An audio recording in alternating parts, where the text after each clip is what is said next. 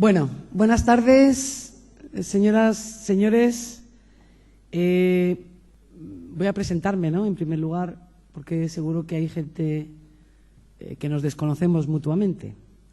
Soy la delegada de Salud y Consumo del Ayuntamiento de Sevilla y la sección de drogas pertenece precisamente a la delegación que tengo el gusto de presidir o de dirigir. Por el programa entiendo que son muchos los temas tratados a lo largo de todo el día y desde distintas perspectivas, como no podía ser de otra manera, puesto que el tema del que estamos hablando, que es el tema de las drogas, o es mirado desde todas estas perspectivas o estaremos haciendo un flaco favor después a la intervención. Ahora toca la última conferencia y el último conferenciante, que es el que todos hemos venido a escuchar.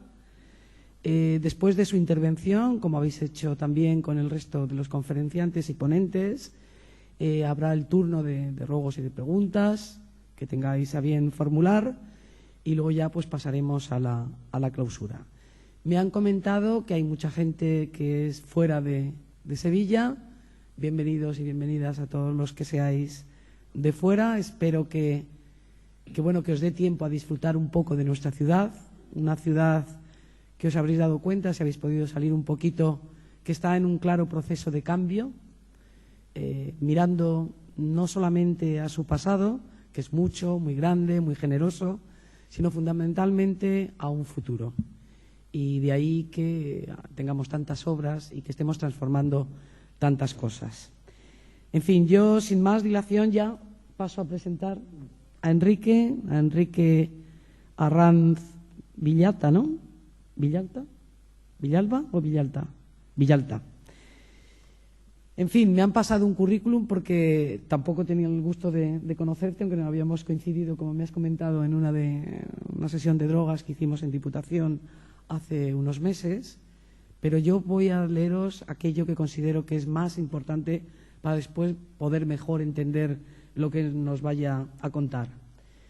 Este señor que tengo aquí a mi derecha es licenciado en Sociología y en Filosofía y diplomado en Derecho. Y lo primero que destaca al conocer su itinerario profesional es que su actividad ha estado siempre orientada al servicio de personas y colectivos de los que solemos denominar la marginación o exclusión social, partiendo de ricas experiencias del trabajo directo y sobre el terreno.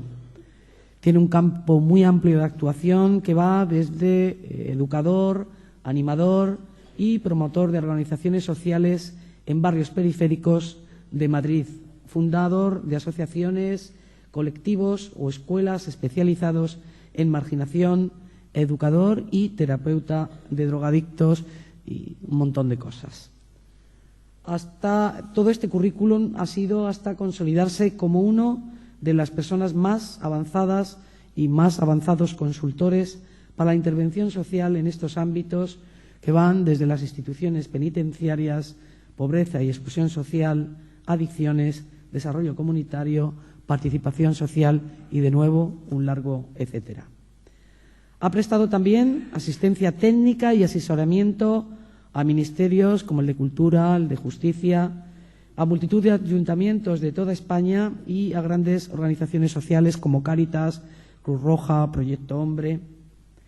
Ha publicado también numerosos artículos en revistas especializadas y varios libros sobre sus temas predilectos: la pobreza, la intervención en medios penitenciarios, el voluntariado y la participación social. En la actualidad prepara un nuevo título cuyo nombre es Educar en prisiones, que esperamos poder disfrutar muy pronto, ¿no, Enrique? Estamos, pues, ante, yo creo que un gran conocedor de la intervención socioeducativa y el desarrollo comunitario, que sin duda va a marcar el colofón de esta jornada en la que ha quedado patente el papel necesario y determinante de la comunidad, o sea, de vosotros, en los procesos de resolución de problemas tan complejos y dinámicos como el de las personas con drogodependencias. Es que sin más, ya paso la palabra a Enrique. Bueno, pues muchas gracias a Cristina por esta presentación tan cariñosa. Muchas gracias a Eusebio por haberme invitado a estar en esta última conferencia de esta jornada intensa.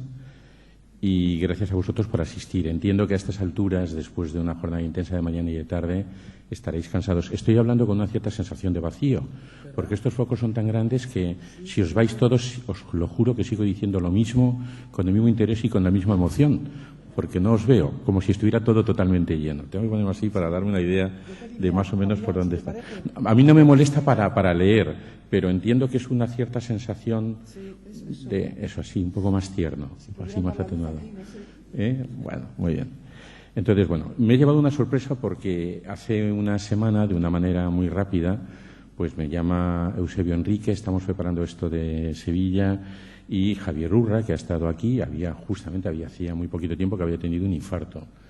No puede venir Javier, por favor, Enrique. Bueno, pues no, Eusebio, yo no te puedo decir a ti que no. Y mira tú por dónde me encuentro, que el sinvergüenza de Javier ha estado esta mañana aquí. Bueno, me alegro que se haya recuperado tan pronto. Yo creo que es una demostración más de lo enormemente exagerado que es Javier, que tiene que tener un poco más de control en estas cosas. Deseo de verdad su prontísima recuperación. Y me alegro de que hayáis podido disfrutar de una persona de la calidad humana y profesional de Javier. Y aunque yo venía un poquito para suplirle, bueno, pues estoy aquí, ahora no para suplirle, sino de alguna manera pues para compartir con vosotros una reflexión que considero interesante. Me ha gustado mucho el título de la jornada, Reactivando el compromiso de la comunidad. Soy una persona que por experiencia y por convicción ética y moral, pero por experiencia profesional, estoy convencido de la importancia política, de la importancia transformadora de la ciudadanía organizada. Entonces, la palabra comunidad me parece que es una palabra que tiene connotaciones muy ricas y me ha gustado mucho ver la palabra comunidad en el título de la jornada. Veo por el programa que esta mañana habéis hecho una cierta foto aérea sobre algunos temas muy interesantes, además creo que ha estado muy bien la mañana, sobre algunos temas muy importantes de las intervenciones locales sobre drogas. Habéis hablado de ese tema interesantísimo de la coordinación. Cada vez me convenzo más de que no es solo en el ámbito de las drogodependencias, sino en los otros ámbitos relacionados con la dinámica social. Lo que nos hace verdaderamente débiles no es que seamos pocos, es que no estamos coordinados. Frente es curioso al enorme poder del mercado que ha descubierto la coordinación incluso como necesidad metodológica para repartirse sus territorios de influencia.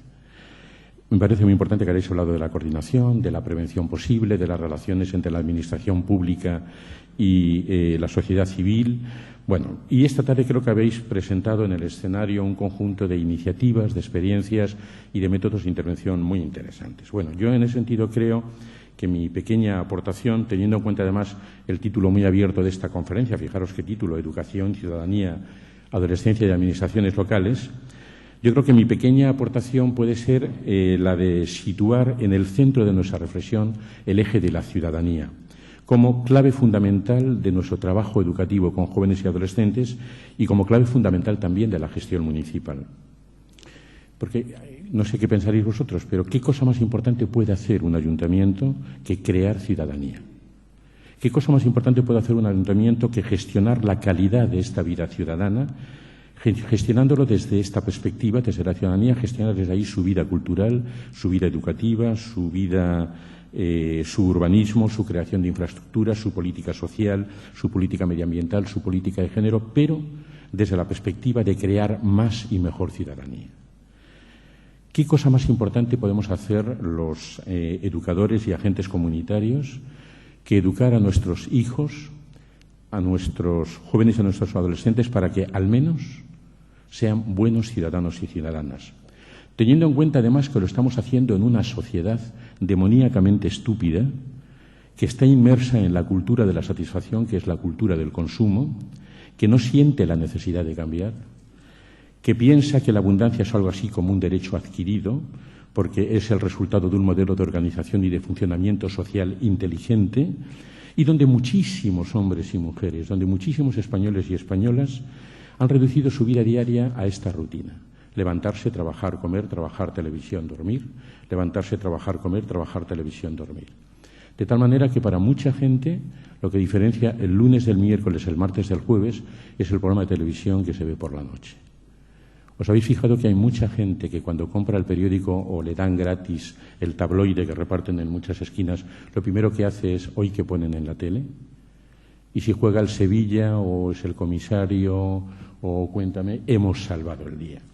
Pues bien, en una sociedad así, yo creo que educar para la ciudadanía a nuestros hijos, a nuestros jóvenes y adolescentes, es un deber político, es un deber ético, es un deber cultural, es un deber incluso ecológico de primera necesidad, tomando el concepto de ecológico y ecosistema en su sentido más integrador, porque no queremos unos ecosistemas donde sobrevivan seres humanos sin ninguna conciencia comunitaria, fundamentalmente preocupados de sus asuntos propios, mi marido, mi mujer, mi hijo, mi casa, mi coche, mi segunda vivienda, mi club deportivo, mis fondos de inversión, y que no se preocupen para nada de sus asuntos humanos. No nos interesa, de alguna manera, unos ecosistemas así. Por eso creo que hablar de ciudadanía un ratito, no creo que dure esto más de media hora, creo que hablar de ciudadanía, de educar para la ciudadanía a los adolescentes y a los jóvenes, es algo que nos atañe de una manera incondicional. Voy a recorrer un camino que tiene cuatro tramos, de una forma rápida. El primer tramo se refiere a ponernos de acuerdo sobre qué entendemos por ciudadanos y ciudadanas. Yo sé que el concepto, ya sabéis vosotros también, que el concepto de ciudadanía es un concepto que tiene una significación muy heterogénea, no tiene una significación unívoca. En la antigua Grecia sabéis muy bien que los ciudadanos eran aquellas personas, aquellos varones, que tenían derecho legal a participar en los asuntos del Estado. Sabéis muy bien que las mujeres y los esclavos no eran considerados ciudadanos. Para aquellos que tenían el estatuto privilegiado de ser ciudadano, la idea de la virtud cívica conllevaba poner un cierto énfasis en ciertos derechos, en ciertos deberes que debían cumplir como buenos ciudadanos. A partir del siglo XVI, la ciudadanía se identificó de alguna manera con la identidad nacional y se identificó ciudadanía con patriotismo. Es curioso que hay unos ciertos resurgimientos fascistas ahora en esta dirección. Con la perspectiva liberal del siglo XIX, en el siglo XIX se acentuó la importancia de los derechos de todos los ciudadanos, los derechos. En el siglo XX apareció el concepto de ciudadanía social, queriéndose decir con esto que los derechos de los ciudadanos no solo se refieren a sus derechos civiles y políticos, sino que también tienen que ver con su propia forma de vida y con sus condiciones de trabajo. Por lo tanto, el concepto, digamos, de ciudadanía social adquiere, de alguna manera, muchos más campos de sentido. Incluso hace muy poco tiempo ha nacido un nuevo concepto de ciudadano, la ciudadanía múltiple, posibilitando que muchos individuos puedan ser ciudadanos de más de un Estado o de más de un cuerpo organizativo, por ejemplo, muchos extranjeros que son alemanes, son ingleses, son belgas y que votan en nuestras elecciones municipales aquí en nuestros municipios, ¿no? Cada vez hay más gente que se sienten o nos sentimos ciudadanos del mundo, entendiendo por esto personas que claramente queremos desarrollar un sentido de identidad y de pertenencia a un conjunto de valores y a un mundo posible que está por encima, muy por encima, de nuestras fronteras nacionales y de nuestro propio carnet de identidad. Finalmente, nos referimos, y este es el concepto de ciudadanía en el que quiero detenerme un poquito, a un concepto de ciudadanía que está adquiriendo cada vez más importancia, que conlleva la idea de educación y que tiene una fuerte carga política. Me explico. Si la ciudadanía, en el sentido tradicional, implica el disfrute de unos derechos y el cumplimiento de unos deberes, entonces podemos decir claramente que los ciudadanos no nacen, no llueven del cielo, sino que los ciudadanos se hacen.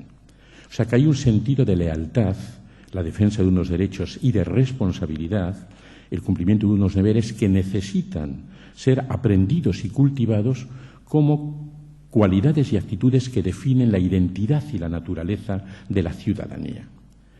Desde este punto de vista político y educativo, cuando hablamos de ciudadanía, cuando hablamos de ciudadanos y de ciudadanas, nos referimos a esos hombres y mujeres jóvenes, medianos o mayores, que de mil y mil maneras diferentes, heterogéneas, diversas, poliédricas, de mil y mil maneras, participan en tareas en beneficio de su comunidad, desarrollando iniciativas y programas desde múltiples entidades y redes sociales.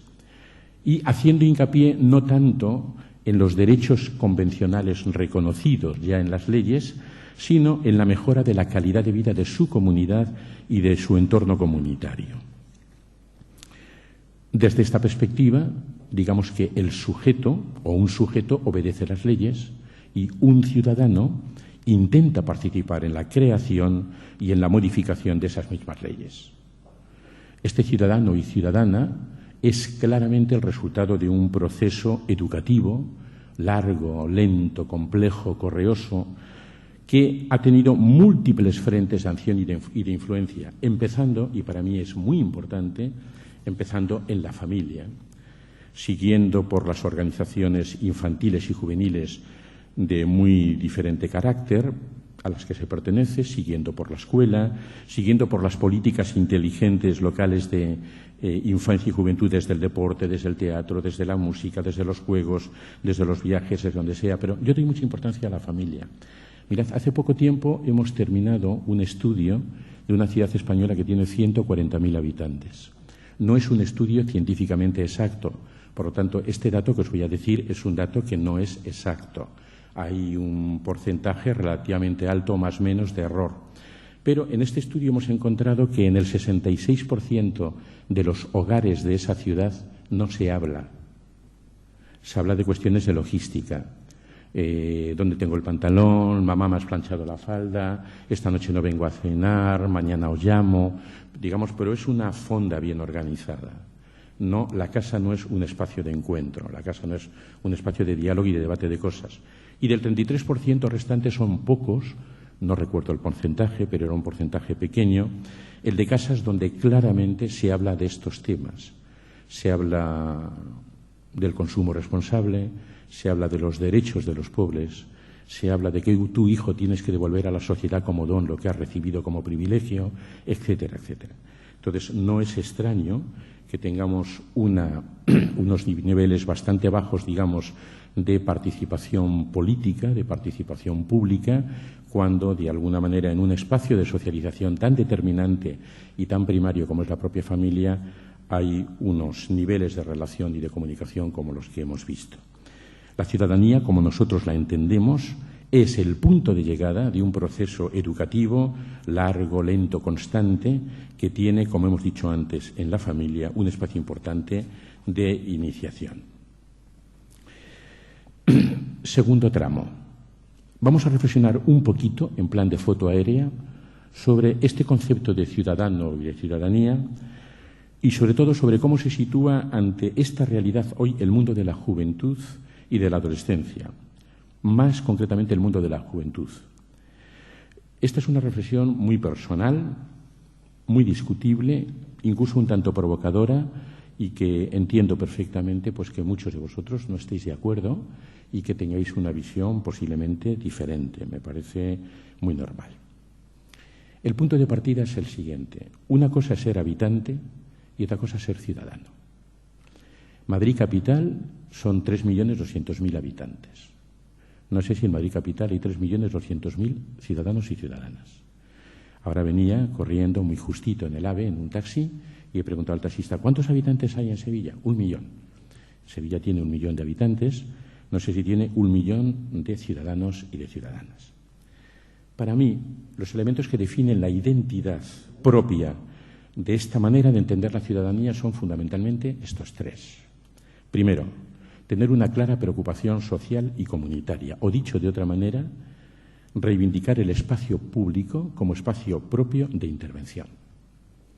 Segundo, dedicar algún tiempo propio a tareas, iniciativas o programas comunitarios. Y aquí entra todo lo que queráis.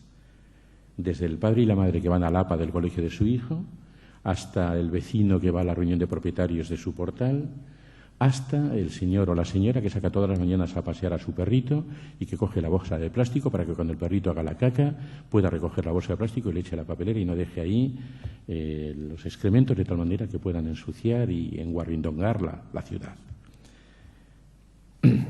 Y, en tercer lugar, hacerlo, si es posible, este compromiso comunitario en y desde redes sociales de referencia.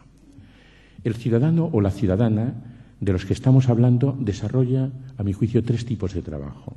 un trabajo convencional en la fábrica, en la oficina, en la escuela, en el comercio, donde sea. Desarrolla también explícitamente, y esto es muy importante, un trabajo doméstico, porque busca que su casa no sea, como hemos dicho antes, una fonda bien organizada o mal organizada, sino un espacio privilegiado de comunicación, un espacio habitable, un espacio cálido y, por lo tanto, un ciudadano así se implica lo mejor que puede en el proyecto educativo de sus hijos con todo lo que esto conlleva. Y también implica un trabajo cívico, como hemos dicho antes. De tal manera que trabajo convencional, trabajo doméstico y trabajo cívico son dimensiones fundamentales de un ciudadano a quien no solo le preocupan sus asuntos, sino que, como decíamos antes, le preocupan también y mucho los asuntos humanos. Trabajo doméstico, trabajo cívico y trabajo convencional son tres caras diferentes de una misma realidad. Son tres identidades que definen la ciudadanía responsable de la que estamos hablando. Durante estos últimos años, todos vosotras y vosotros, y yo mismo, hemos sido testigos, y de una forma especial aquí en España, de cómo millones y millones de personas, muchos de ellos jóvenes, se movilizaban a lo largo y a lo ancho de todo el mundo al grito de otro mundo es posible. Aquí estamos recordando todo el tema del Prestige, las movilizaciones impresionantes con ocasión de la guerra de Irak. Todos estamos siendo testigos también cómo cada vez más el ámbito local, el pueblo, el barrio, el distrito, la ciudad, constituye un espacio privilegiado de participación, demostrando así que cada uno es de donde está, de su barrio, de su espacio, de su entorno, no de donde genéticamente es o procede, o del clan del que procede. Así lo están demostrando en la práctica ayuntamientos, pues como el Ayuntamiento de Oleiros, en Galicia, Albacete, Córdoba, Las Cabezas de San Juan, Arbucíes, Santa Lucía, Rubí, Coslada, etcétera, etcétera. Ayuntamientos que han puesto en marcha novedosas iniciativas de participación cívica. Y así lo demuestran también miles y miles de entidades y de asociaciones locales que desarrollan un formidable trabajo de dinamización social y cívica en su propio territorio. Todos somos testigos también de una cuestión que resulta, yo creo que muy preocupante. Por un lado, el paisaje participativo refleja claramente una fatiga civil notable, una fatiga crónica civil notable, una cierta demoesclerosis, una cierta esclerosis democrática, un nivel bastante bajo de vida participativa en nuestras comunidades. De tal manera que, en general, las sociedades occidentales más desarrolladas están experimentando un fuerte declive en el compromiso cívico con las consecuencias que esto conlleva. Por otro lado, en estas sociedades y también en España, se está dando una profunda transformación en las maneras de participación tradicionales, sometidas en la mayoría de los casos a una fuerte crítica, y están surgiendo a la vez por todos los sitios nuevas formas de participación y de acción colectiva no institucionalizada. Es indiscutible, y el que no lo quiera ver es que está ciego, que la participación política en su sentido más tradicional está siendo absolutamente cuestionada. Niveles no elevados, elevadísimos. La abstención en las elecciones. Los catalanes acaban de participar en un 51% en sus propias elecciones.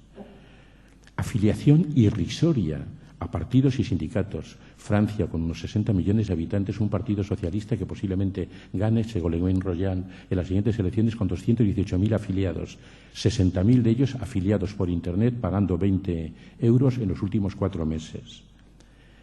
La profesionalización de los partidos convertidos muchas veces en impresionante y poderosísimas máquinas electorales. Pero pregunto, ¿se trata de un cuestionamiento de la participación política partidista o, en el fondo, estamos asistiendo a un declive generalizado de la energía ciudadana imprescindible para sostener una sociedad democrática?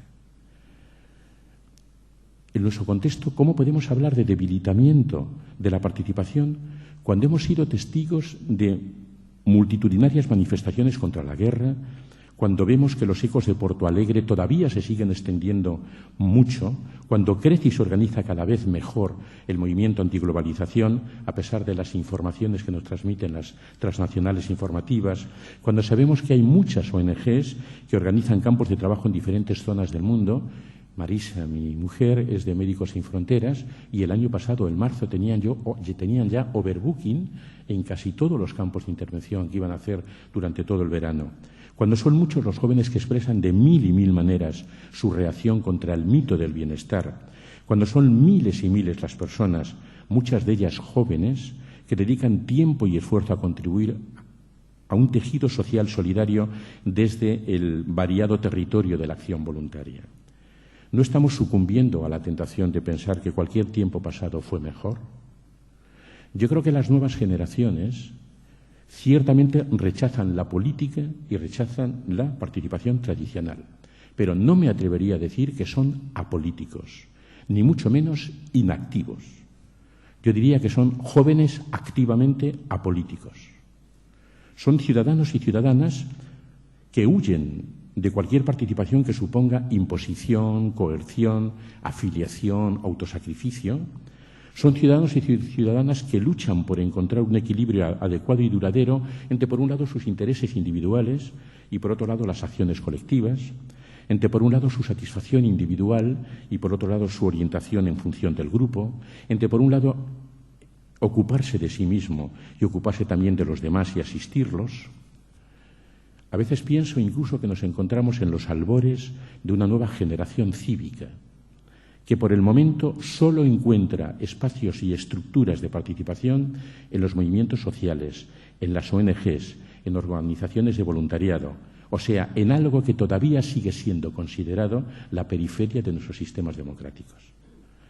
Yo creo que son ciertas ambas realidades.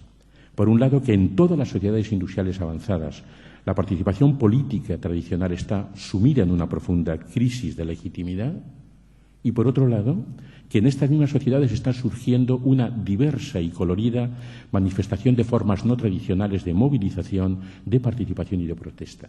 Lo estoy observando con mucha fuerza, sobre todo en Francia y en parte en Italia también.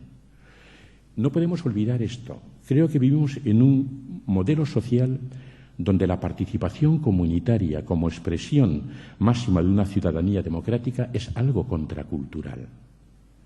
Igual que existe una relación causa-efecto entre nubes y lluvia, hay una relación causa-efecto entre este modelo de sociedad, este modelo de cultura, este modelo de valores, este modelo de estilos de vida y la sobredosis de consumo y de individualismo que vivimos. Creo que en un modelo de sociedad y de cultura como el nuestro, la ciudadanía participativa siempre va a ser minoritaria. Pues bien, en una sociedad así, yo no creo que la participación comunitaria, sin más, esté en crisis. Creo que lo que está en crisis es una determinada manera de entender la participación. Yo creo que la gente busca, sobre todo la gente joven, nuevos nosotros en los que reconocerse, nuevos espacios, nuevos modelos de referencia. Busca organizaciones menos rígidas, más abiertas, organizaciones que acepten pertenencias múltiples sin problema y que no sean sectarias ni totalizantes, organizaciones de lazos flexibles que se acomoden a identidades diferentes y parciales, organizaciones que se planteen como espacio de compromiso social y también como espacio de placer y como espacio de encuentro humano, afectivo y emocional. Por supuesto que toda esta nueva realidad participativa emergente no es como nada en la vida, totalmente luminosa. Es cierto que tiene zonas oscuras importantes que deben ser revisadas y depuradas. Por ejemplo, su inconsistencia, su voluntarismo, su fragmentación, su furor antiinstitucional a veces, su informalización, su esteticismo superficial, etcétera. Pero, a pesar de todo, a mí me parece que no podemos seguir argumentando sin matices que todo el mundo va a su bola, que la gente joven está en otras cosas, que se han perdido los valores y las actitudes de la vieja militancia solidaria, que no existe un compromiso social como el de entonces, etcétera, etcétera. Sobre todo cuando hay mucha gente que a lo largo y a lo ancho del planeta, muchos de ellos jóvenes, se están movilizando cada día de mil y mil maneras al grito de otro mundo es posible. Y se están, de alguna manera, y están intentando traducir ese dicho volteriano de que a grandes males, pequeños remedios. Yo saco de este segundo recorrido una conclusión. Hay mucha gente joven que no sabe bien lo que quiere, pero que sabe cada vez mejor lo que no quiere. Y creo que esta reacción contra el mito del bienestar puede ser una buena base y un buen punto de partida para trabajar educativamente con nuestros jóvenes y adolescentes para que sean buena gente, para que sean buenos ciudadanos y ciudadanas, para que tengan una cierta inquietud por devolver a la sociedad como don lo que ellos han recibido como privilegio, porque creo que es muy importante que entiendan ya desde pequeños que han nacido en esa parte del mundo que tiene como una preocupación muy importante el no engordar, mientras mucha gente ha nacido en auténticas situaciones de riesgo y su preocupación diaria es cómo sobrevivir. Cada vez me convenzo más de que el éxito de las instituciones democráticas depende de que exista una minoría suficiente de ciudadanos activos y responsables que las mueva. Nos metemos en el tercer recorrido. Son 4. Creo que es absolutamente necesario redefinir la función de la institución municipal. Hablamos de las administraciones locales. Y no lo digo solo por el espectáculo o el happening al que estamos asistiendo ahora con el tema de la mordida urbanística e inmobiliaria. Desde luego, este escenario está consiguiendo que muchísimas personas contemplen y entiendan el ayuntamiento como un nido de intereses espurios, negocios, peloteos, rollos clandestinos que están sirviendo para que algunos políticos y empresarios pues se estén forrando a costa de la precariedad de los demás y de la utilización de la ley según su conveniencia. Nos va a costar tristemente bastante tiempo cambiar esta imagen, pero no lo digo por esto. Digo que es necesario redefinir la función de la institución municipal porque creo que los municipios deben responsabilizarse sobre todo de crear ciudadanía.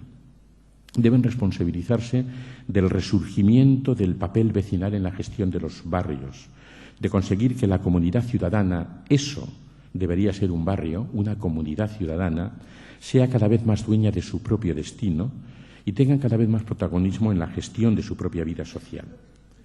Creo que si pensamos en la necesidad de movilizar la sociedad, tenemos que volver a plantear el papel y la función de los barrios como espacio donde el sentido de identidad y de pertenencia y de cercanía es el elemento definitorio de la identidad de la acción. ¿Qué es lo que están haciendo ayuntamientos, como he citado antes, que yo conozco personalmente, de Oleiros en La Coruña, de Coslada, Rubí, Santa Lucía, etcétera, etcétera? El ayuntamiento de Vitoria en la época de Ángel Cuerda. Yo creo que están llevando a cabo con imaginación, con creatividad y con mucho coraje y con muchas dificultades también, una profunda labor educadora de la gente, de la comunidad, con un doble objetivo.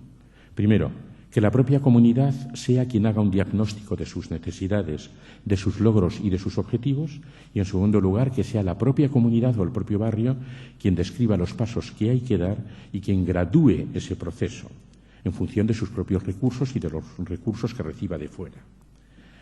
Creo que los municipios están llamados a desarrollar una enorme labor educadora.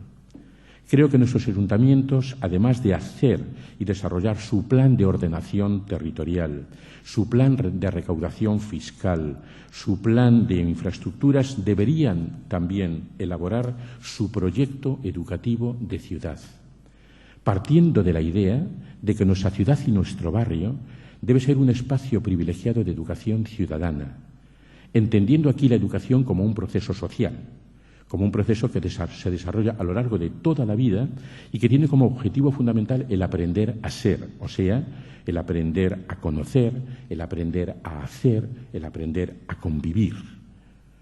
Creo que la educación debe ser en nuestras ciudades un elemento clave que garantice a la vez el progreso y la convivencia. Y si esto no ocurre, una vez más, será el mercado quien convertirá la educación en un instrumento de segregación social, de tal manera que aquellos que tengan más dinero y más capital cultural serán los que inviertan más en la educación de sus hijos e hijas y en su propio consumo cultural. Reivindicamos entonces la necesidad de que nuestros ayuntamientos elaboren su proyecto educativo de ciudad, con la vocación de ser un verdadero proyecto de futuro, un verdadero plan estratégico de la ciudad. Estoy hablando de que nuestros ayuntamientos sean capaces de dilucidar cuáles son los retos que se le plantean en esta nueva sociedad de la información y del conocimiento y cuál debe ser el papel de la educación. No me refiero, aunque es importante, a reducir y a convertir la ciudad en un recurso educativo para la escuela. itinerarios, visitas a museos, actividades diversas, etcétera. No, esto es importante.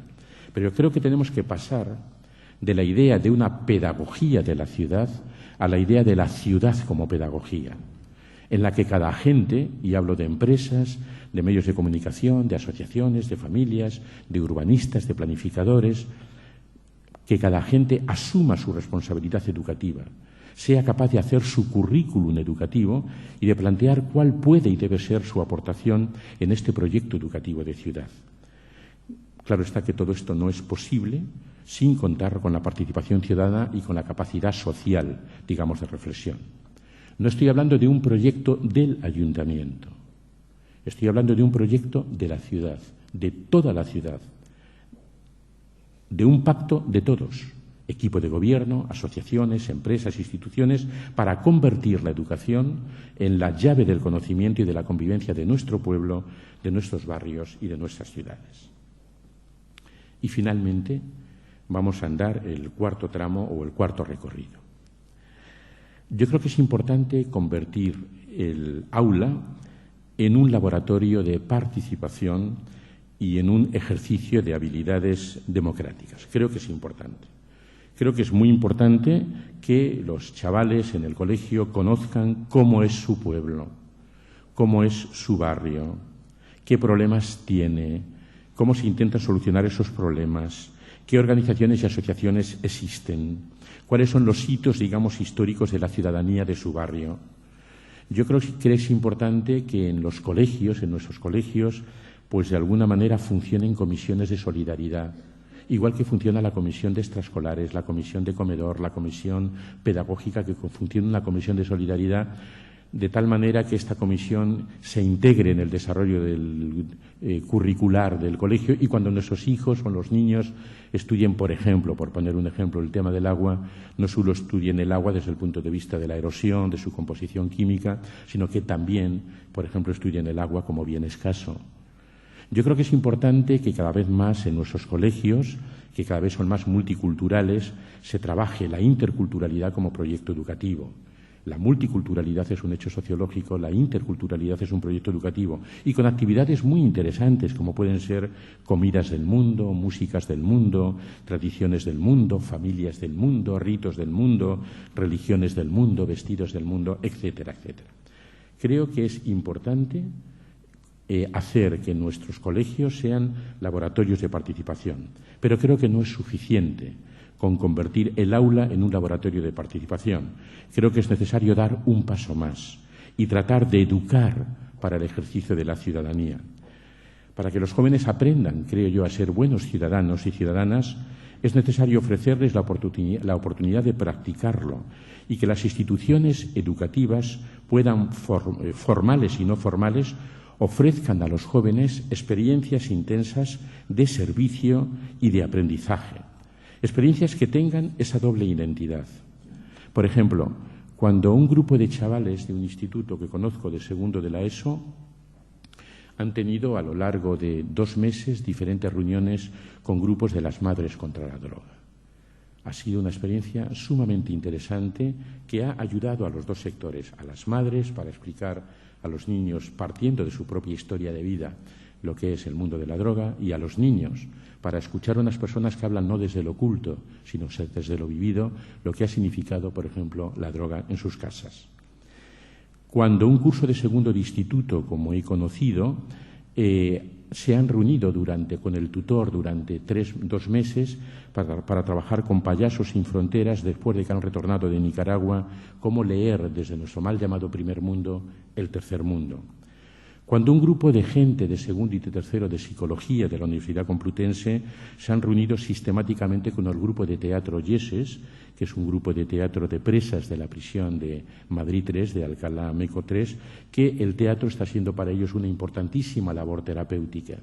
Entonces, hablar con estas mujeres que están cumpliendo condena, que han ido allí a la facultad, o las chicas y chicos, han ido allí al centro penitenciario, ha sido una experiencia muy interesante de aprendizaje vivo. Cuando un grupo de universitarios de primero de Ciencias Políticas y de la Administración y de Trabajo Social de la Complutense han organizado un campo de trabajo para ir a los campamentos saharauis durante 15 días con ocasión de inundaciones que hubo el año pasado. Este tipo de experiencias, termino, os digo, estas pequeñitas experiencias, me parece que son muy importantes intentar poco a poco, hacer que entren dentro del desarrollo educativo, digamos, de los chicos, de nuestros hijos. Termino. Creo, esto ha sido una especie de collage, esto ha sido una especie de cuadro impresionista, pero creo cada vez más en la capacidad de cambio de una ciudadanía organizada, de una ciudadanía inteligente, de una ciudadanía que está cada vez más convencida de que en la calle codo a codo, como decía la canción, somos mucho más que dos. Muchísimas gracias por vuestro interés y atención. Muchas gracias. Muchas gracias, Enrique. Yo creo que a nadie ha defraudado, ¿no?, las expectativas que teníamos puestas en ti. ¿Han recogido las preguntas por ahí?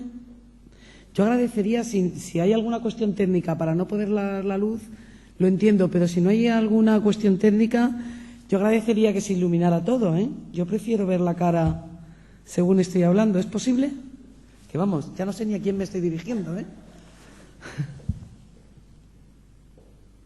Bueno, en fin, ¿hemos recogido alguna pregunta? De acuerdo. En fin, mientras que llega, yo estaba pensando una cosa todo el rato con tu intervención, y es que ojalá los políticos y políticas tuviéramos estas charlas muchas veces, porque nos ayudan a resituar mucho el concepto último, el fin último de nuestra tarea, ¿no? Yo, además de ser circunstancialmente en estos momentos concejala de Salud y Consumo, como os he dicho antes, soy psicóloga y aparte vengo del mundo del voluntariado, donde he permanecido y he trabajado durante muchísimos años de mi vida, tanto a nivel voluntaria como después profesional también. Y he sentido, en la medida en que estabas interviniendo, he sentido como un cierto nexo de unión con lo que he vivido durante tanto tiempo y desde donde surgió mi interés por lo político o por la política, ¿no? Entonces es muy importante para nosotros, para los políticos, no perder esta vinculación precisamente con el mundo asociativo, con el mundo de la participación social, porque ahí es donde, a mi entender, encuentra el sentido final de todo lo que hacemos, ¿no? Claro, yo creo que el voluntariado, por ejemplo, Cristina, a mí me parece que ha habido una época en la que el voluntariado se ha encumbrado. Yo creo que el voluntariado es muy importante, pero en última instancia el voluntariado es un tema menor. Lo verdaderamente importante es ser ciudadano. Es decir, yo creo que el voluntariado es una forma cualitativamente importante de ser ciudadano. Es importante, ¿no? Pero yo creo que en ese sentido la acción voluntaria tiene un papel importantísimo. Hay muchas cosas en la vida que valen tanto que no tienen precio. Y, por lo tanto, yo creo que el voluntariado siempre tendrá un papel importante en la configuración de una sociedad democrática. Depende del tipo de voluntariado, porque ahora mismo el voluntariado es un magma sumamente heterogéneo, ¿no?, donde hay de todo. Bajo la palabra, posiblemente el voluntariado es pues tan plural y tan fragmentado como la propia sociedad, donde el voluntariado se desarrolla y donde se ejerce la acción voluntaria, ¿no?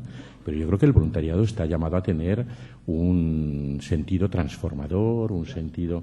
El voluntariado planteado también desde criterios serios. También es verdad que nuestra sociedad está creando un voluntariado de capitalismo, de compasión, que hay que hacer una lectura crítica de él, pero yo creo que hay un papel importantísimo del voluntariado en la transformación social, muy importante. Totalmente, como agente de cambio y como precursor de actuaciones que después son tomadas por la propia Administración. Yo creo que hemos sido o somos pioneros desde el voluntariado de un montón de campos que después la Administración ha cogido como actuación propia. En fin, la verdad es que es un tema tan rico desde lo práctico y desde lo filosófico también, ¿no? Bueno, aquí tenemos una pregunta que dice: gracias por hablar desde lo político y las potencialidades del ser humano, desde lo positivo, y las potencialidades del ser humano. ¿Podría informarnos de cómo acceder a más experiencias prácticas de las que ha comentado para ponerlas en marcha desde nuestros ayuntamientos? Sí. Yo lo que hago es, si queréis, os doy mi correo electrónico, luego quien haya hecho esta pregunta, ahora cuando terminemos, porque tengo información bastante amplia de experiencias de estos en diferentes municipios.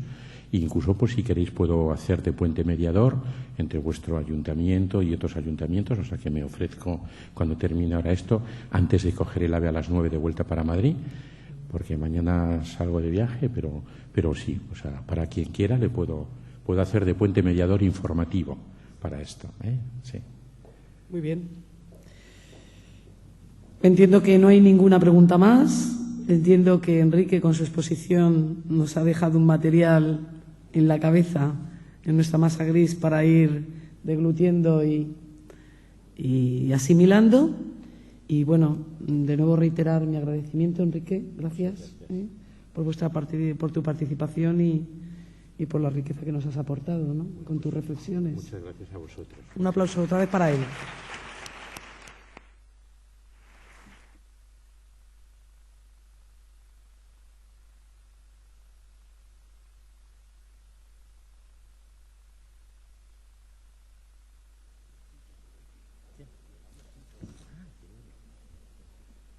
Bueno, ahora vamos a dar ya, ¿no? Vamos a hacer la clausura ya de estas jornadas. Está a mi lado Eusebio Mejías Valenzuela, que es director técnico de la Fundación de Ayuda contra la Drogadicción. Y tú ya es la palabra, Eusebio. Tengo la palabra única y exclusivamente para agradecer una vez más al Ayuntamiento de Sevilla el habernos, por una parte, estimulado, por otra parte, acompañado, por otra parte, haberse corresponsabilizado con nosotros y, por otra parte, el habernos ofrecido la oportunidad y el marco de este día de reflexión, que yo creo que ha sido muy importante y que, en alguna medida, la intervención de Enrique ha cerrado porque empezábamos, y yo lo señalaba en la inauguración, que los problemas de drogas, si han vivido algún cambio en los últimos años, es el haber pasado de ser considerados como algo ajeno al ser social a ser una parte significativa y significante, constructora, de culturas, de formas de relación, de estilos de vida, etcétera. Y en la medida en que eso nos preocupa, en la medida en que creemos que no podemos ser como ciudadanos, no podemos ser ajenos a esa evolución, que tenemos que participar. No quiero hacer catastrofismo, igual participamos para decir no pasa tanto, pero en cualquier caso tenemos que participar. Y la única forma de hacerlo es asumiendo la responsabilidad como integrantes de una sociedad en la que tienen sentido estos problemas, en la que se condicionan estos problemas y desde la única que pueden solucionarse los problemas. Por eso, el ser ciudadano en ese aspecto sería la salida para estos problemas que a veces tanto nos preocupan. Muchísimas gracias al Ayuntamiento y también aprovecho la oportunidad para reiterar una vez más el agradecimiento al Ministerio de Trabajo y Asuntos Sociales, concretamente la Dirección General de Infancia y Familia, que nos ha apoyado en esta reflexión. Muchas gracias. Muy bien. Bueno, pues muchas gracias también, Eusebio, por tus palabras. Y, en primer lugar, quiero sumarme a la felicitación a la FAD de este 20 cumpleaños que estáis celebrando ahora, ¿no? 20 años que han supuesto una amplia trayectoria de actuaciones en todo el ámbito nacional y también fuera del ámbito nacional, entiendo, fuera de nuestras fronteras. Pero, sobre todo, este agradecimiento quiero que sea en nombre de nuestro ayuntamiento, de los técnicos del Plan Municipal de Drogodependencias, de los miles de padres, de profesores, de alumnos, de miembros del movimiento asociativo de nuestra ciudad y de otros muchos ciudadanos y ciudadanas de Sevilla a lo largo de estos 17 años de colaboración que llevamos los unos con los otros. En fin, durante todo este tiempo, la verdad, estos 17 años, que se dice pronto, son 17 años, hemos experimentado, no sin un gran esfuerzo, ¿no?, y momentos difíciles, pues un progresivo cambio, ¿no?, en el sentimiento e implicación de muchos colectivos sociales de nuestra ciudad que nos hacen sentirnos esperanzados con respecto a un cambio de actitud social frente a la problemática de las adicciones. El Ayuntamiento de Sevilla tiene un plan municipal de actuación en drogodependencias y hace relativamente poco hemos aprobado también un plan municipal de salud Sevilla 2007-2010, en donde la participación social ha sido amplia. Hemos recibido cerca de 3.000 aportaciones ciudadanas de distintos colectivos, profesionales, asociativos, vecinales, etcétera, que han terminado configurando una especie de hoja de ruta o de plan estratégico de la salud que espero que alumbre nuevos caminos desde donde ejercer la salud pública, nada más y nada menos que la salud pública, y dentro de esa salud pública, por supuesto, también todo el tema de las drogodependencias.